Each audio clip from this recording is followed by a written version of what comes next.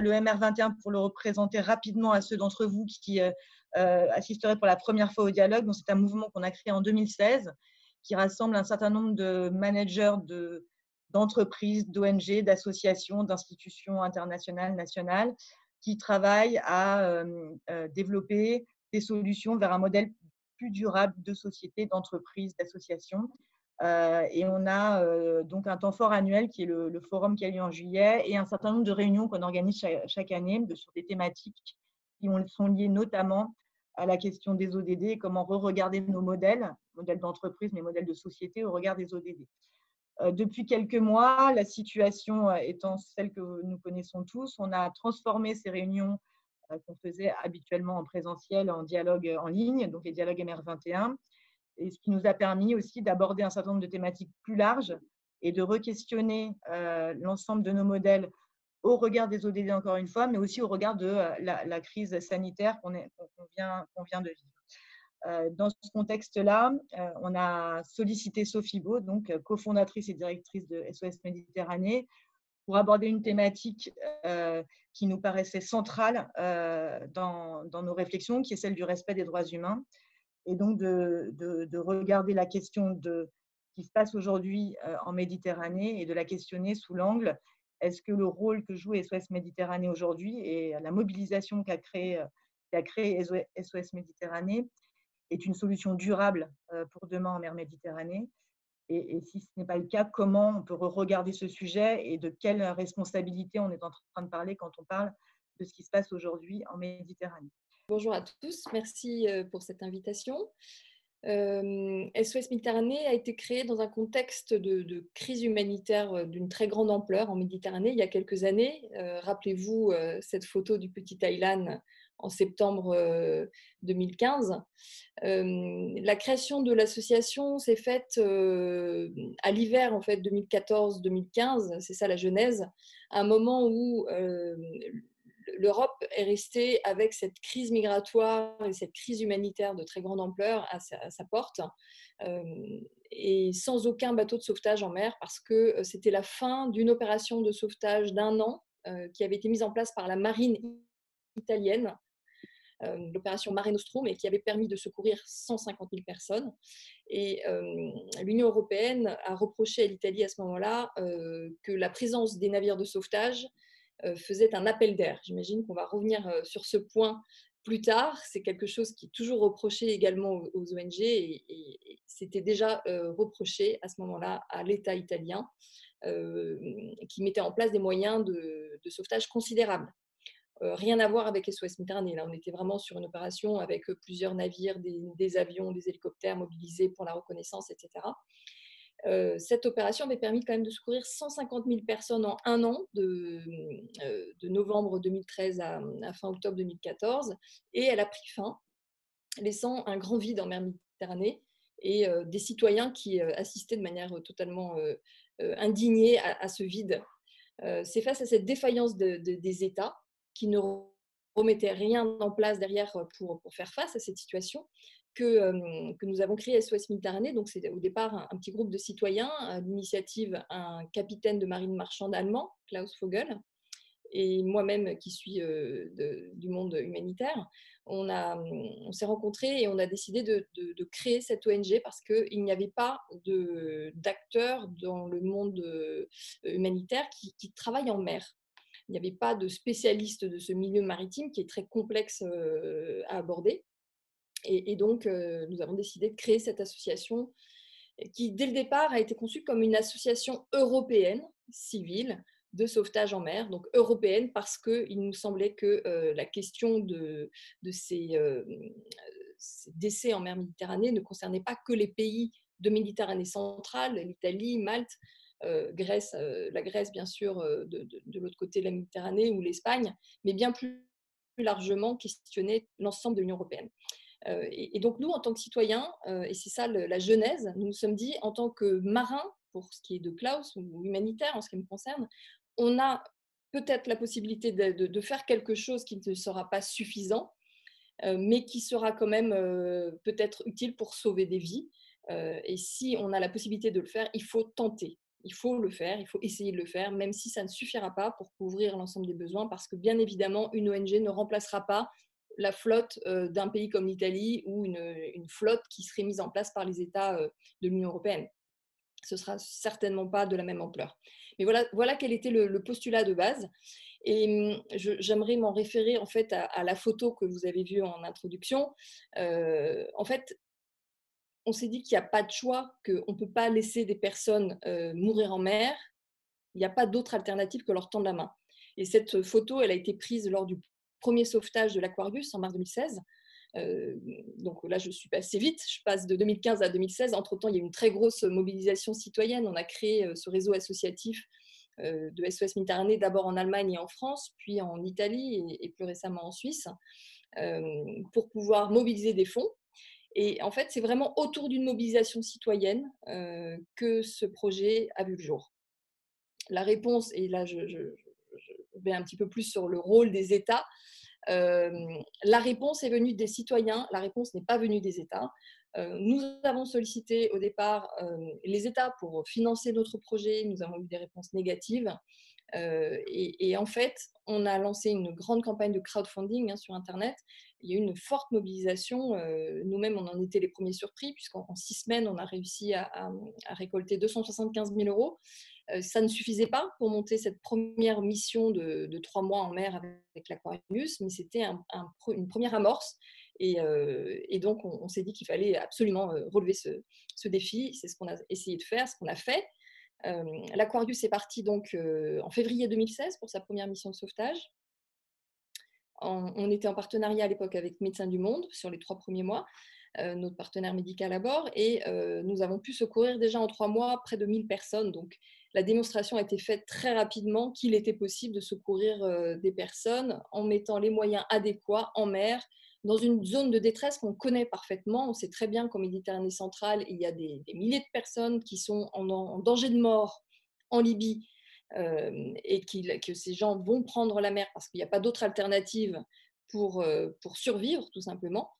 Même si ces gens mettent leur vie en danger, ils préfèrent quitter les côtes libyennes au péril de leur vie, prendre la mer, plutôt que de rester dans ce pays où ils sont soumis à une traite humaine généralisée, à des violences, des abus de toutes sortes, et en plus avec la situation qu'on connaît maintenant, à une guerre civile qui dégénère totalement, et un chaos politique. Voilà, donc ce qu'on s'est dit, c'est que c'était possible, il fallait tenter le coup. Et on a bien vu en 3 mois qu'effectivement, on avait déjà secouru près de 1000 personnes. Et donc, on a tout fait pour mobiliser les citoyens autour de notre projet, pour le financer. En fait, le problème, c'est vraiment le financement. Et c'est grâce aux dons des citoyens qu'on a réussi à maintenir ce projet, et je dirais semaine par semaine. On est parti avec 2 semaines de trésorerie en caisse. Ce n'est pas vraiment un modèle de bonne gestion de projet, je ne sais pas. Mais on a pu petit à petit voilà, consolider ce financement et avoir un petit peu plus de marge devant nous. Ça reste un vrai défi encore aujourd'hui. Donc là, aujourd'hui, 4 ans plus tard, on est en mer avec un nouveau navire depuis le mois d'août dernier, l'Ocean Viking. Ça coûte 14 000 euros par jour, et c'est un vrai défi, bien sûr, d'arriver à financer une telle initiative. Mais donc, les États étaient défaillants. L'Union européenne n'a pas du tout non plus répondu à nos demandes de soutien. Et ce sont les citoyens qui se sont mobilisés. Alors quand je parle des citoyens, c'est les citoyens au sens large, c'est la société civile, bien sûr des particuliers qui par leurs dons ont soutenu notre action et aussi qui se sont engagés bénévolement à nos côtés. Aujourd'hui, nous avons 17 antennes de bénévoles en France et d'autres aussi dans les pays européens du réseau de SOS Méditerranée, l'Allemagne, l'Italie et la Suisse. Ce sont plus de 650 bénévoles en France. Et vraiment, c'est cet engagement citoyen qui fait que SOS Méditerranée, aujourd'hui, peut mener ses actions de sauvetage. Et on en est à 31 618 personnes secourues en 4 ans. Donc voilà, s'il fallait démontrer que ce projet avait une utilité, je pense que la démonstration est faite. Néanmoins, ça ne suffit pas. Il y a toujours des morts en Méditerranée. Et donc, ce ne peut pas être considéré comme une solution. Pour revenir un peu à la question du titre, une solution durable. En tout cas, ça ne peut pas être une solution et ce n'est pas suffisant, bien évidemment.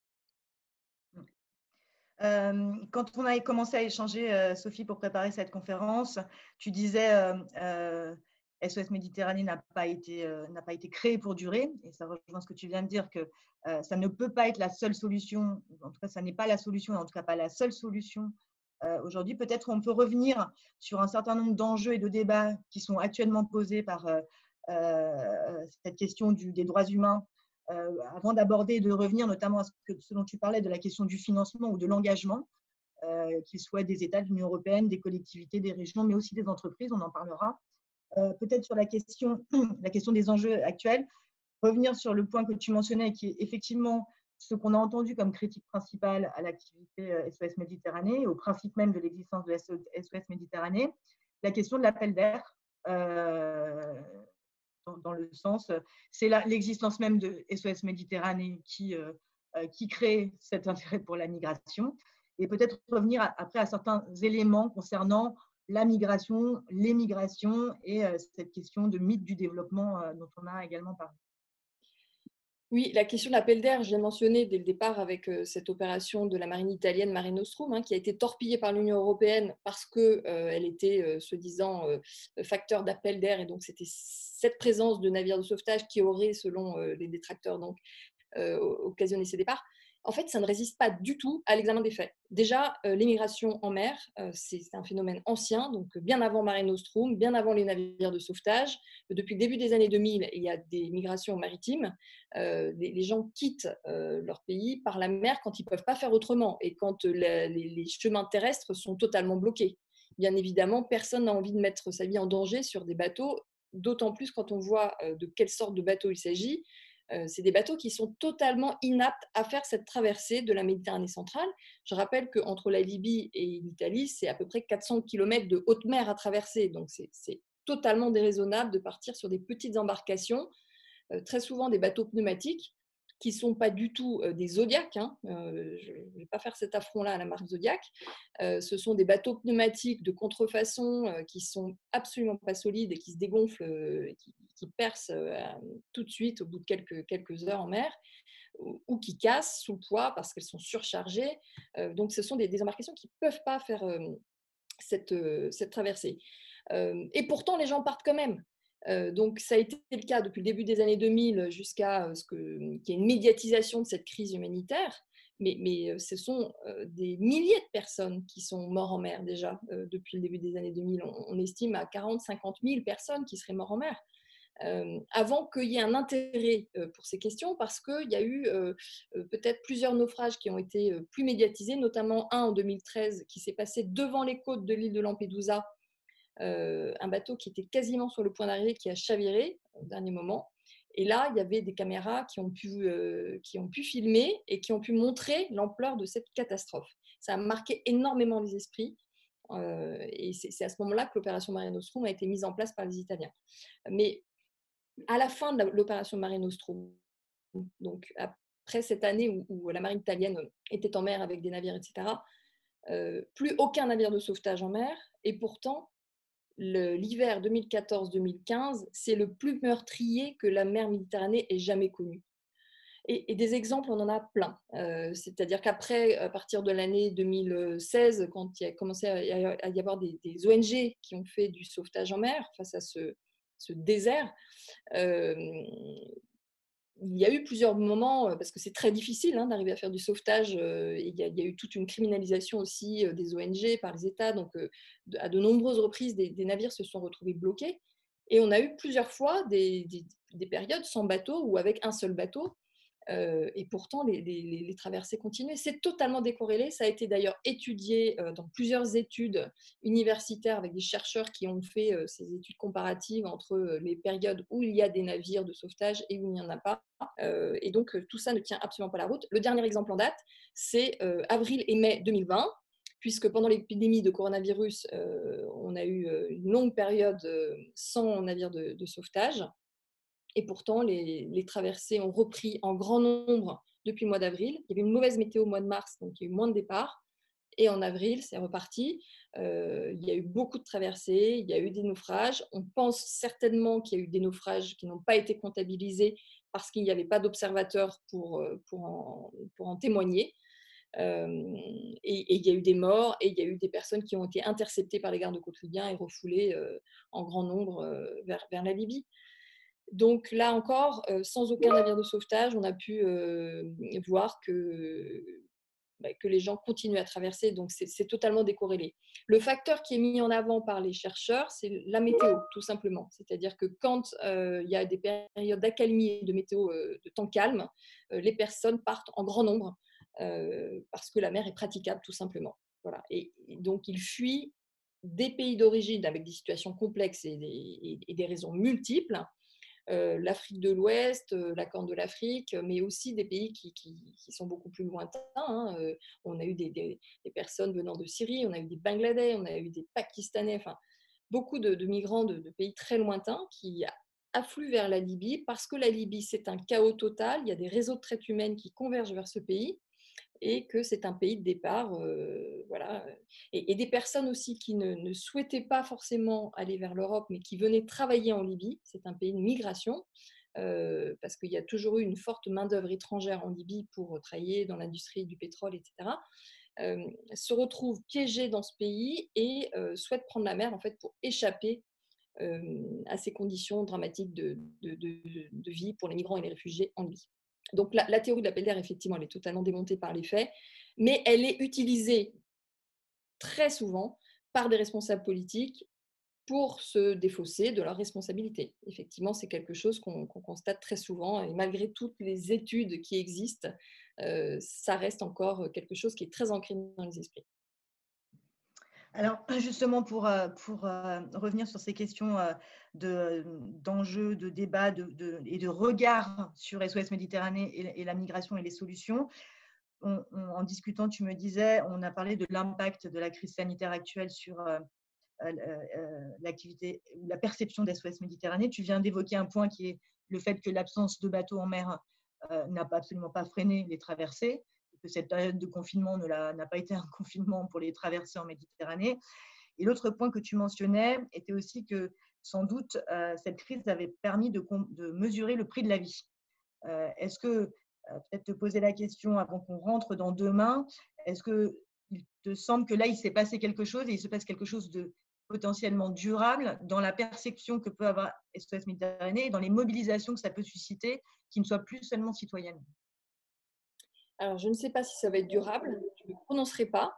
En tout cas, c'est inédit que l'humanité entière, à un moment donné, arrête tout, décide de se confiner par milliards de personnes en même temps, dans tous les pays du monde quasiment, en considérant qu'il faut sauver des vies avant et en précédant toute considération politique ou économique. Donc, on a bloqué l'activité économique de tous les pays du monde quasiment, en léger décalé, en léger différé, mais enfin presque simultanément, parce qu'il fallait sauver des vies. Et ça, c'est quand même quelque chose qui est sans précédent, je pense, dans l'histoire de l'humanité, de manière simultanée. Donc, est-ce que ça va réveiller conscience de manière durable? Je ne sais pas. En tout cas, c'est inédit et ça montre que sauver des vies, ça n'a pas de prix et que ça peut passer devant les considérations économiques et peut-être politiques également.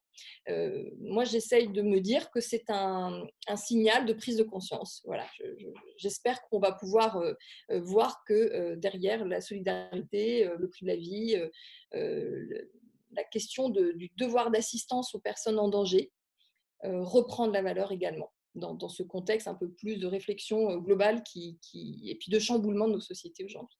Je ne suis pas sûre, hein. Évidemment, c'est un souhait. Peut-être pour passer à la partie solution durable, en tout cas solution, d'un regard des solutions. Donc, on a parlé là du mythe de l'appel d'air pour un peu casser un certain nombre d'idées reçues, la question du prix de la vie. Et tu me disais, on est dans un monde de migration, point. C'est la réalité du monde où on vit. Donc, en fait, comment on intègre la réalité de ces migrations et encore une fois, la nécessité d'éviter des drames humains qui soient liés à ces migrations, comme sont les traversées en mer Méditerranée.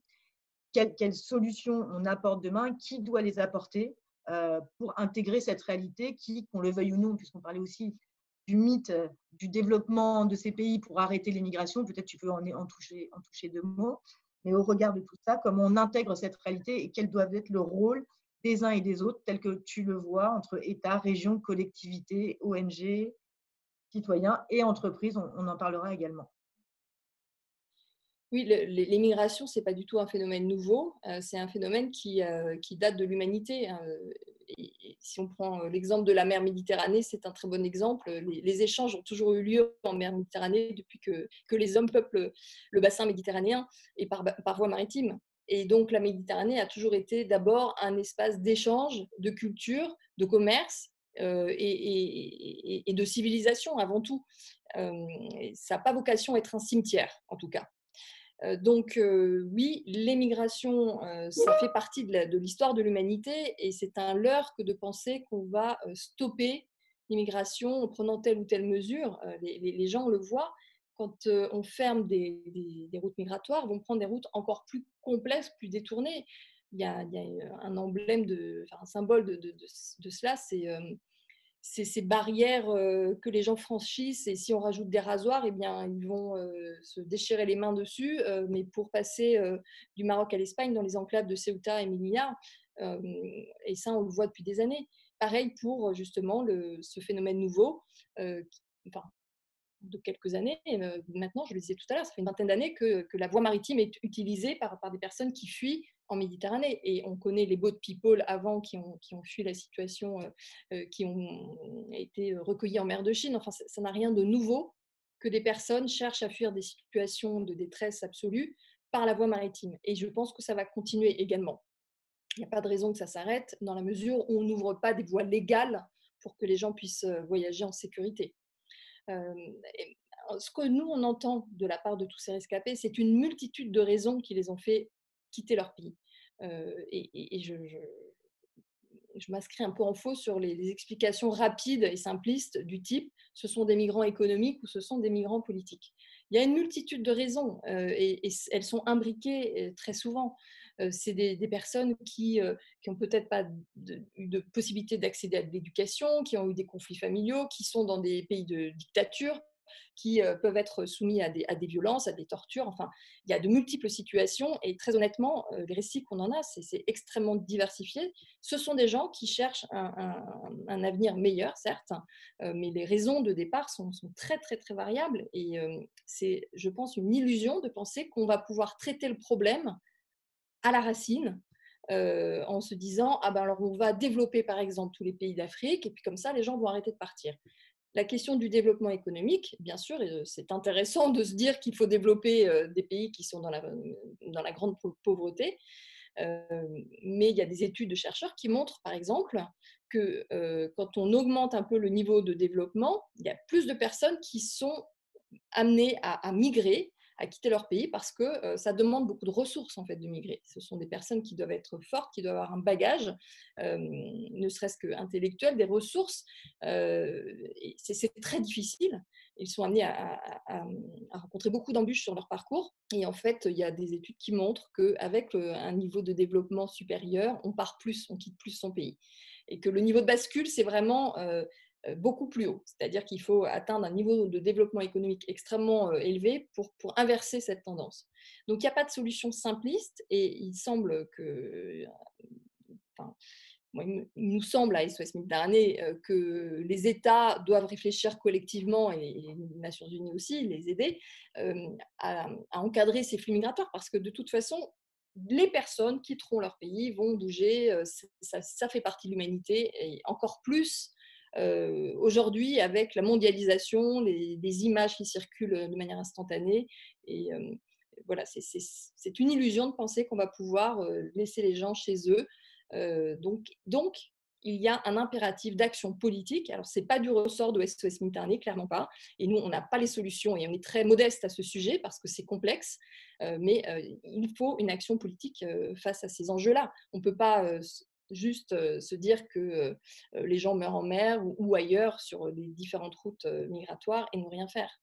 Alors peut-être avant d'arriver à la conclusion et puis de laisser la place aux questions, il y a un point sur lequel je souhaiterais revenir avec toi, c'est sur le financement des SOS Méditerranée.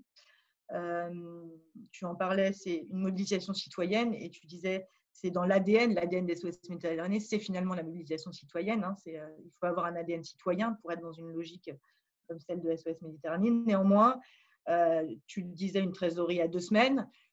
Comment pérenniser, si tant est qu'il faille le faire, mais comment pérenniser l'activité, ou en tout cas la sécuriser d'SOS Méditerranée. Donc, quel type de financement vous sollicitez et pour lesquels vous avez des réponses. Et j'aimerais t'entendre aussi sur un des acteurs qu'on entend très peu, qui sont les entreprises. Donc, je sais que vous les sollicitez. Peut-être nous donner ton regard aussi sur l'attitude des entreprises, quelles responsabilités elles devraient avoir et leur attitude par rapport au financement. Alors les financements, jusqu'à l'année dernière, puisqu'on n'a pas encore publié notre bilan en 2019, mais en 2018, on est à 98% de dons privés, qui incluent les dons des particuliers, qui sont la majorité des dons, et des dons de mécènes, d'entreprises, de fondations d'entreprises et d'associations à vocation sociale ou humanitaire qui contribuent également.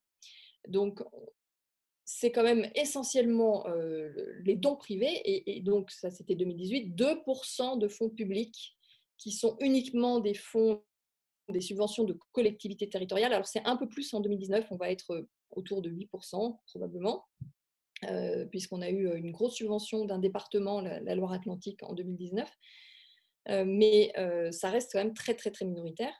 Et les entreprises, on les a sollicitées, tout comme les États d'ailleurs, tout comme l'Union européenne d'ailleurs, dès le départ de SOS Méditerranée, parce que notre but n'était pas de créer une association citoyenne. Notre but était d'aller secourir des personnes en mer, et ça coûte très cher. Et nous nous disions au départ, et on se dit toujours, que tous ceux qui veulent contribuer à cette mission sont les bienvenus pour pouvoir la financer. Donc, on a sollicité beaucoup d'entreprises de grande taille au départ, des grandes fondations, des États, j'en parlais, etc. Et en fait, on s'est rendu compte que ceux qui répondaient, c'était des acteurs, y compris les entreprises, y compris les fondations, à taille humaine, c'est-à-dire à dimension moyenne, pas forcément toujours que des toutes petites entreprises, hein, il y a quelques entreprises d'importance, mais essentiellement des entreprises à taille humaine, et en tout cas sur un engagement très fort sur des valeurs d'humanité, qui est le dénominateur commun, je pense, de tous les acteurs qui soutiennent SOS Méditerranée, de solidarité. Voilà. Donc, on était autour de ces valeurs-là, et ça a été très difficile pour nous jusqu'à présent d'arriver à convaincre de grandes entreprises de nous financer. Il y a quand même une particularité, c'est les acteurs du monde maritime, puisqu'on est bien sûr, enfin ça les concerne, le sauvetage en mer. Donc on les approche, et il y a aussi du mécénat en nature, ou du mécénat de compétences qui a pu être obtenu au fil des années. Mais ça reste quand même assez minime, et ça reste surtout des financements de citoyens. Mais voilà, on a du mécénat de compétences, des financements directs d'entreprises. Bien évidemment, ils peuvent défiscaliser dans le cadre imparti de défiscalisation, puisque c'est une action humanitaire. Et on arrive quand même à avoir quelques mécènes. Je ne vous cache pas que cette année, c'est extrêmement difficile avec l'impact de la crise coronavirus. Les perspectives économiques étant sombres, c'est un secteur où on a déjà des mauvaises nouvelles, c'est-à-dire que des financeurs traditionnels de SOS Méditerranée nous ont déjà annoncé qu'ils se retiraient, en tout cas temporairement, parce qu'ils n'avaient pas la possibilité cette année de contribuer. On espère quand même qu'on va pouvoir en trouver certains. On continue, on est très motivés, on n'a pas le choix en fait. C'est-à-dire que si on ne trouve pas les financements pour continuer cette action, notre action de sauvetage s'arrête. C'est vraiment extrêmement simple. Et ce sont des milliers de vies qui sont en jeu, parce que malgré la crise de coronavirus, ou quelles que soient les circonstances, des gens continuent à partir en grand nombre depuis les côtes libyennes et à mettre leur vie en jeu en mer. Donc, il faut pouvoir reprendre ces actions de sauvetage absolument, et les pérenniser. Ce n'est pas une solution, hein, l'action humanitaire, mais de manière générale, ça n'a jamais été une solution, l'action humanitaire. La solution, elle est du côté du politique, s'il y en a. Mais en attendant, ce n'est pas possible de laisser des gens mourir sous nos yeux sans leur tendre la main. Ça, ce n'est pas acceptable. Et là où on se rejoint tous dans cette chaîne de citoyens qui s'engagent autour de SOS Méditerranée, c'est cela. C'est se dire, nous, on peut faire une petite part de cette chaîne-là. On va pouvoir donner les gilets de sauvetage, on va pouvoir contribuer. On a des avocats qui se mettent à disposition, par exemple, en mécénat de compétences. On a beaucoup de contributions en nature, hein, d'entreprises aussi. Et voilà, ce sont des bénévoles aussi qui s'engagent avec leurs compétences, des graphistes. On a voilà, beaucoup de professions, de gens qui mettent leurs compétences à disposition de manière bénévole ou dans le cadre d'une entreprise pour pouvoir mener ce projet tous ensemble. Et on n'aurait pas la capacité d'agir s'il n'y avait pas cet engagement citoyen. Sans le citoyen au sens large, j'inclus les entreprises de la société civile dans ce terme.